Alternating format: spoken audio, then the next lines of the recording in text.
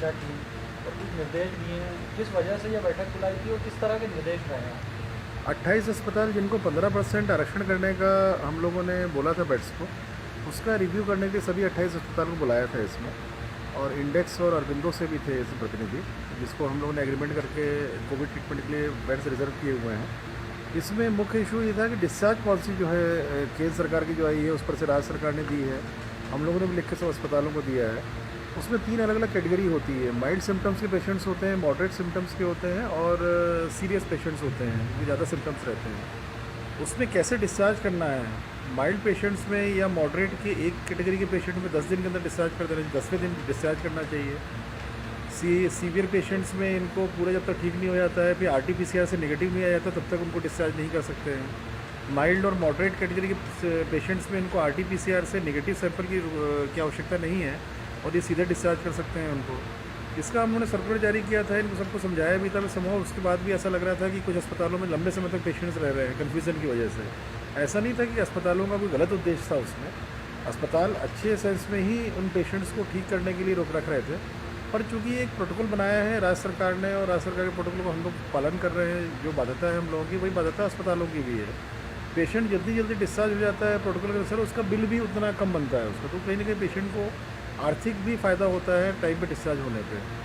इन सब की क्लैरिटी के लिए, स्पष्ट करने के लिए, उन क्वेश्चंस उनके क्या उनके कन्फ्यूजन्स उनको क्लियर करने के लिए हम लोगों ने मीटिंग बुलाई थी।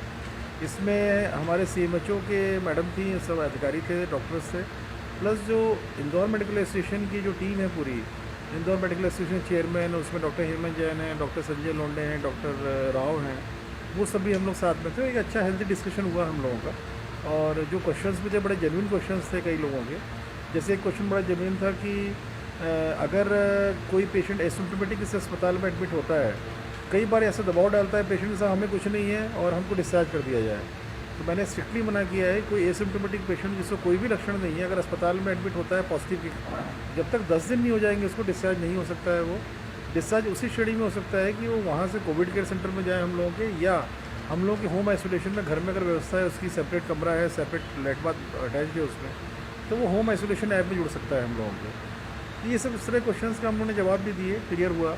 उनकी समस्याएं कुछ थी। दूसरा बिलिंग को लेके हम लोगों ने बोला कि सभी 28 निजी अस्पताल बिल चार्ज करके व्यवस्था दे रहे हैं और इसमें कहीं भी हम लोगों का इसमें हस्तक्षेप नहीं है कि हर व्यक्ति को जो पेशेंट आ रहा है। पर अगर कहीं ज़्यादा बिलिंग होती है, कुछ एक केसेस में शिकायत हुई थी हम लोगों की, तो वो भी हम लोगों ने समझाया कि शिकायत का स्वरूप क्या था, किस प्रकार से बिलिंग ज़्यादा की थी इन लोगों ने, उसको करेक्ट भी कराया था। तो ये भी स्पष्ट कर दिया है कि अगर बिलिंग ज़्यादा कहीं करेंगे तो हम लोग इंटरफेयर करेंगे, हम लोग कार्रवाई करेंगे इसमें। ICU और पेरेंटल केयर को लेकर भी आपने कुछ निर्देश दिए हैं, क्या इशू है? देखिए, एक बहुत कॉमन रहता है कि कोविड का मरीज़ जब अंदर जाता है वार्ड में या ICU में कहीं भी, उसका जो पेशेंट का रिलेटिव है, अटेंडेंट है, वो जा नहीं सकता है। तो उस समय पेशेंट बेचारा अकेला रहता है। तो ये बड़ा स्पष्ट किया है कि उस समय उस पेशेंट के जो डॉक्टर्स रहते हैं या जो मैनेजमेंट है, उस पेशेंट के लिए माँ बाप या भगवान का रोल वही प्ले करते हैं। तो ये भी स्पष्ट कर दिया है कि अगर किसी भी अस्पताल में, कुछ अस्पतालों की ये भी शिकायत मिली थी कि पेशेंट अंदर परेशान हो रहा था, 104 डिग्री बुखार था उसको, उसके रिलेटिव को फ़ोन किया, उसके बाद भी डॉक्टर्स रिस्पॉन्स नहीं कर रहे थे। तो उसमें डॉक्टर मैनेजमेंट को मैंने स्पष्ट भी किया था फ़ोन करके जब शिकायत मिली थी कि अगर ऐसी शिकायतें मिलेंगी तो मैं आपका अस्पताल ही बंद कर दूँगा। हर पेशेंट की केयर प्रॉपर होनी चाहिए। पेशेंट के रिलेटिव्स को हैंडल करने के लिए, कम्युनिकेशन के लिए एक डॉक्टर नियुक्त होना चाहिए हर अस्पताल में, कि वो पेशेंट्स के रिलेटिव से निरंतर संपर्क में रहे। पेशेंट के रिलेटिव अगर कुछ उसको बोलते हैं तो उसको जाके अपने पेशेंट से मिले, उनकी समस्या सुने और उसको निराकरण करे उसका। सर, इस तरह की समस्याएं MPH में काफ़ी सुनने को मिल रही, जहाँ पर पेशेंट की केयर के साथ साथ जो परिजन है उन्हें काफ़ी परेशानी का सामना करना पड़ता है। वहाँ न तो उनको अंदर जाने देते हैं और जब अगर जाने भी देते हैं तो जिस तरह का ट्रीटमेंट वहाँ मिलना चाहिए वो नहीं मिल पा रहा है। इसकी तमाम शिकायतें MPH की मिल रही है।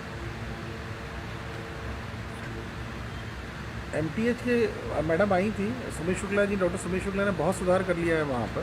पहले शिकायतें ज़रूर थी, अभी बहुत दिनों से शिकायतें नहीं मिली हैं, फिर भी हम लोगों ने MTH को ही बोला है। ये जो निर्देश सभी लोगों के लिए थे, MTH के लिए भी निर्देश है ये, और मेरे ख्याल से पिछले 1 महीने में काफ़ी सुधार आया है इसमें। सर, 15 अगस्त